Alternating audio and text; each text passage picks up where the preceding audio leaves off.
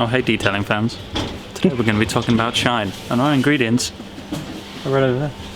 Database back. So we've had a crazy few months here at Meguiars. We've had Google Festival of Speed, Players Classic, obviously Tom vs Dale build, so we haven't had much content day in the bay wise. So me and you and me are back in the bay with Laura's Mk2 Golf. Today's theme, renovation, whether or not it's interior, paint, trims, tyres, everything like that. So we're going to be covering the easiest steps to do that, but also using the quickest, kind of most effective products. So this is not going to be an in-depth, like serious, kind of hardcore detail. This is going to be a quick renovation using nice, easy products.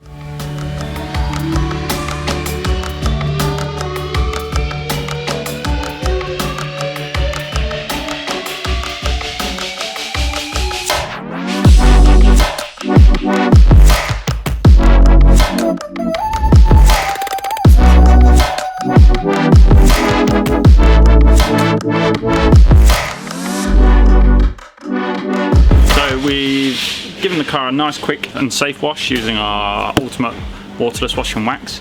Anyone that watches our videos know that we tend to get the cars in the bay and we do it straight away. Prior to coming here, the car was washed, so it only had some light dust and grime on there. So the safest way of doing that is using this with two towels. One to wipe and remove the dirt and grime, and the next one to buff. So now the surface is nice and clean, you can hear that it definitely needs a clay bar. Now, this won't change how the paint looks, but it's going to change how it feels and make the renovation a lot easier, because if you don't clay bar before polishing or machine polishing, you're going to grind that dirt and grime into the paint, and it's just not going to make life any better for you. It's going to create more swells and scratches, and it's not going to benefit the car in any way possible. And key tip with clay bar, whenever it comes, always break it in half. So always break it in half, solely because it's all you really need for 1 or 2 cars worth, but plus if you drop it on the floor, it's done, finished, you've got to throw it away, and you've always got a spare bit there.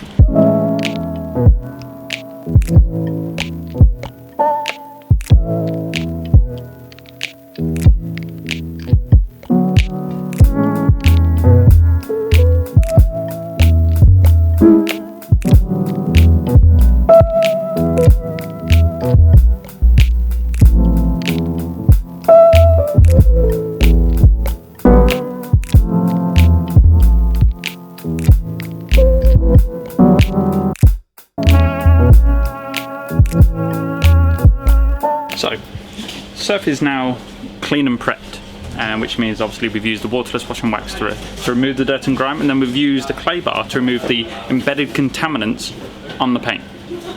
So the next thing to do is to tackle the paint itself. So now we've got a nice, clean, smooth surface that's going to make life a lot easier when it comes to removing those swells and scratches. We're going to use our MT320, our ultimate compound, and our yellow polishing pad.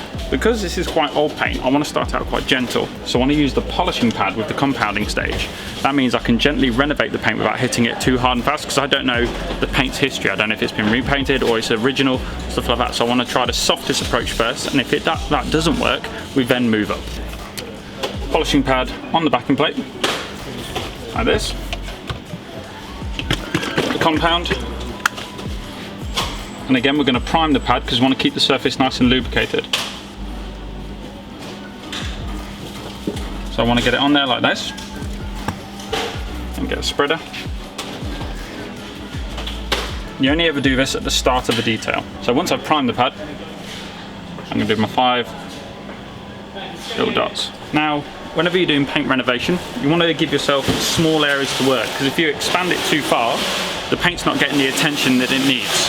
So with a bonnet, you want to tend to break it down into 4 sections. So I'm going to do this section first. So I'm going to stamp out my work area. I'm going to set the speed to the slowest on the machine to prime the surface. Now we've primed the pad, I want to prime the surface.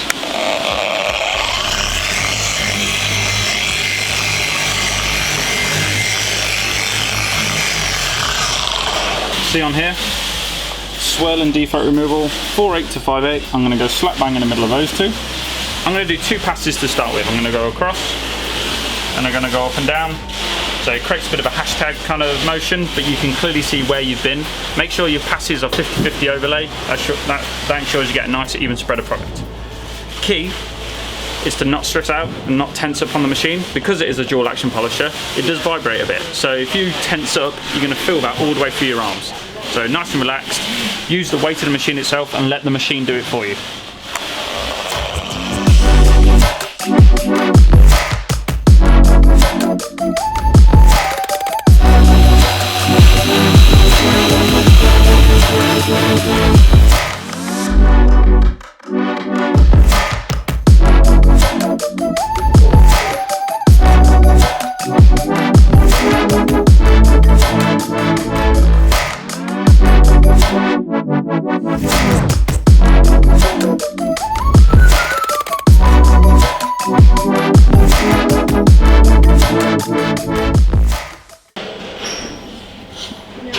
I've got a little surprise for you when we talk about what you do while you're waiting for wax to cure. It's going to make you chuckle. So when dealing with older paints, you may get colour transfer like this. This is perfectly normal. A lot of old school paints don't have clear coat. They're kind of straight up, straight on the car. That's the colour of the car. Whereas modern paints tend to be a base coat lacquer, which means obviously when you machine polish them or hand polish them, you won't get the colour transfer. Now, what you want to do in between each kind of pass or area of the car is to remove those paint residues, because what they're going to do is kind of clog up the pad and make your life a little bit harder when it comes to the actual polishing, because you're going to have more paint on the pad that's going to stop the compound doing what it's supposed to be doing. Now, the easiest way of doing this is with a vacuum cleaner. So get this on, turn the speed to a slow speed, and just drag it out. Now it will stain the pad, that's not a problem. What you find is, you see how it's dragging out that residue into the nozzle there. That's what you want to do. Or, an alternative is to use a nylon brush. Set the speed to a slow speed.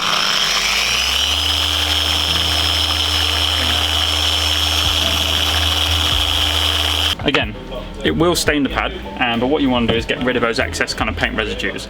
And then just reapply your compound and then move on to the next section.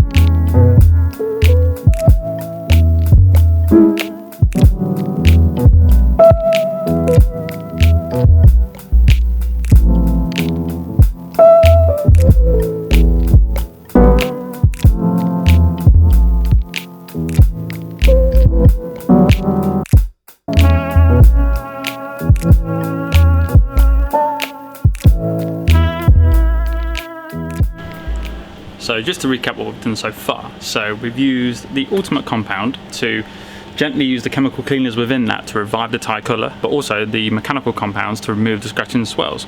Now we use this with our yellow polishing disc. This was to kind of go a gentle approach rather than full attack on there. We've gently revived the colour and give it a real nice brightness. Now again, to recap, if you do get colour transfer on the pad, that's not a problem. Just use a soft nylon brush or a vacuum cleaner to remove it and then move on. I'm going to move on to the second stage of this, which is the kind of finishing and protection. So we're going to be using the 3-in-1 wax, solely because this is high in polishing oil, so it's going to give it a real deep gloss, but also it's got those wax properties to give it the protection as well. So we don't want it to go back to faded red anytime soon, so we want to make sure we've got a good layer of wax protection on there. Now I'm going to use the machine again. Again, we're going to be showing you both processes by hand and machine. I'm going to be using the black finishing disc. Now this is ultra soft. Now we're not working the surface, we're applying a product to the surface. So we're only doing one single pass. We're going to get the wax on there, let it cure, jobs are good. So we're just getting a little bit of product on there. We don't need to prime it, we just need a nice even coverage. Again, because I'm doing less work, I'm going to expand my work area. So I'm going to do the whole of this. You can see we've got wax and polishing, 3/8 to 4/8. So I'm going to go to 3/8 and do a single pass.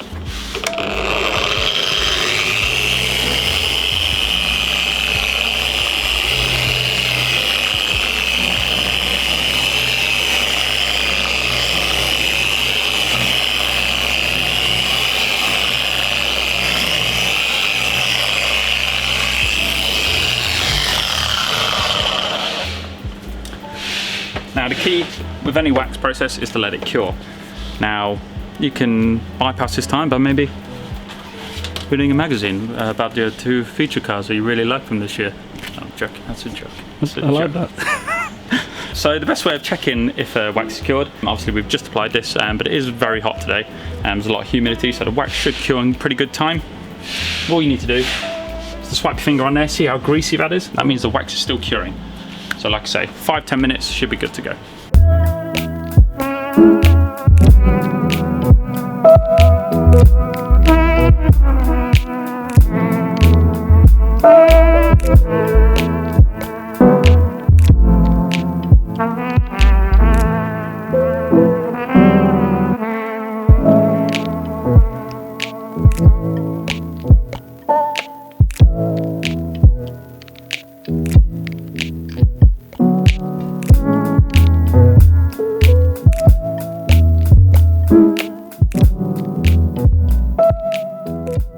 We did talk about hand application as well as machine application. So up here, we're going to show you how you can get great results using our even coat applicator pad and our ultimate compound. Again, just going to get a line of product on there. I'm just going to work it in. The reason I want to prime this as well is it allows me to work the product a bit longer. Now the reason I'm using an even coat microfiber pad rather than a traditional kind of foam pad is obviously it's a bit of a bigger, chunkier pad, so it allows me to work the surface a bit more, really get some heat into that and start correcting it properly. So whenever hand applying a product, draw a line and then work either side of it. That way everywhere gets an equal share. Now circles, straight lines, really doesn't matter.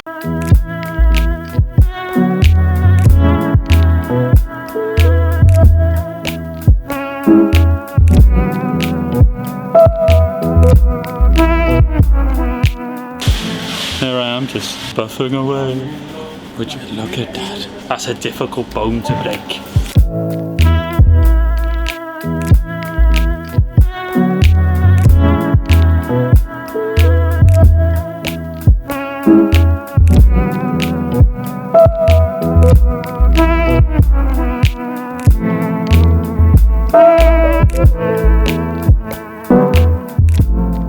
Cool, so that was just to show you that you can do kind of light restoration on paint by hand. It will take a little bit longer, but it's nice and easy as long as you're using the right products. So using the ultimate compound with our even coat pad is going to get that paint nice and revived for you and ready for wax afterwards.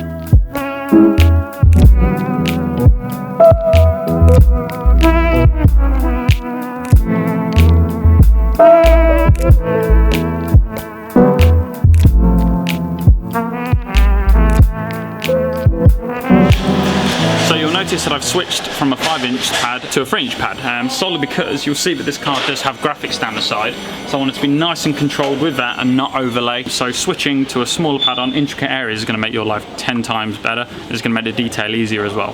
So because there is less surface area on here, it will spin easier on the paint, so reduce the speed down and you won't generate too much heat. It's going to make your life a lot easier. It just means you can spend less time on the paint.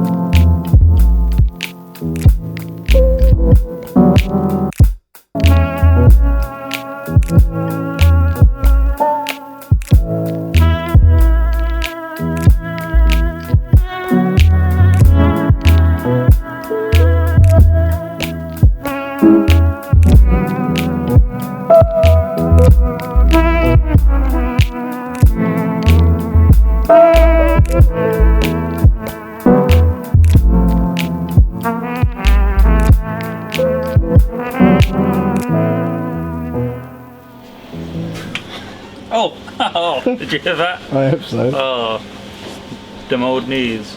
So we've addressed the paintwork, so we've done a real super easy restoration on the paint using the Ultimate Compound followed by the 3-in-1 wax.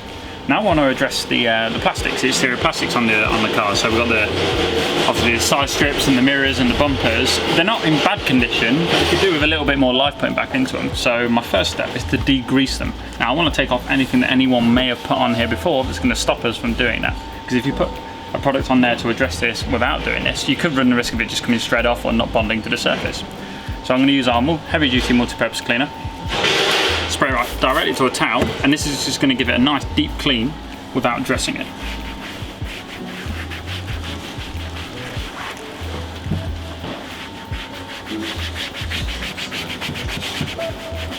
So you can see, look, it's already lifted some product off there. So someone may have used like a gel or something on here before. We want to get all of that off. So my next step is to use the Ultimate Black. Now this is going to dress the plastics, give it a nice satin sheen, but also give it some UV protection, especially on a hot summer like this. And we want to make sure that we restore that finish and keep it for a good long time. Just using a soft foam applicator pad, small bit of product like that. And don't give yourself too much to do. You want to kind of work an area at a time and work it in like a polish.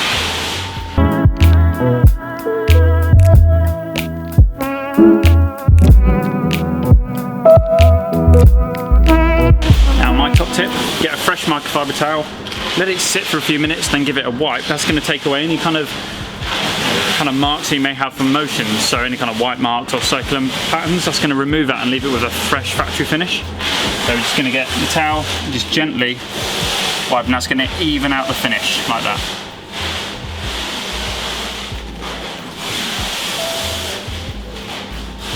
There we have. Nice easy way to restore your plastics.